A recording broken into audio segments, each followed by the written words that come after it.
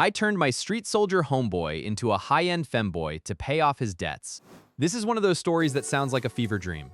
But when you live in this part of the city, the lines between business and insanity get blurred pretty fast. The backstory: I've known D for over a decade. Back in the day, he was the guy you called when things went south. He was a brick wall of a human, intimidating, respected, and solid.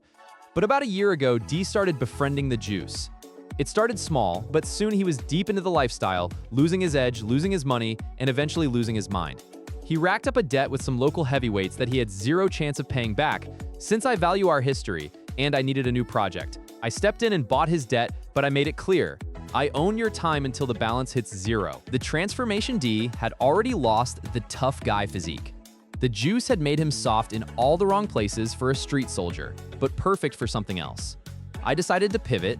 If he couldn't be a lion, he'd be the most expensive house cat in the district. I spent a month on his rebranding. I'm talking full-body laser hair removal, a wardrobe consisting entirely of silk, lace, and oversized hoodies, and a training regimen that taught him how to move differently. By the time I was done, you couldn't see a trace of the guy who used to run the blocks. He was a top-tier femboy, and honestly, he looked better than half the professionals in the area. The business model: I didn't want him walking the streets. Too much risk, too much talking. Instead, I renovated the back storage room of my private club, the Velvet Seam. I installed a high-end polished oak partition with a reinforced brass-trimmed aperture, the classic Gloryhole, but elevated for a premium clientele.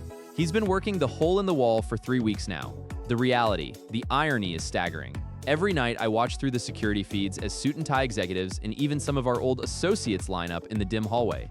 They have no idea that the delicate, silent figure behind the wood, the one providing the best service they've ever had, is the same man who probably broke their cousin's nose 5 years ago. He doesn't say a word. He just stays behind the partition, dressed in his ribbons and thigh highs, working through the queue. The tips have been insane at this rate.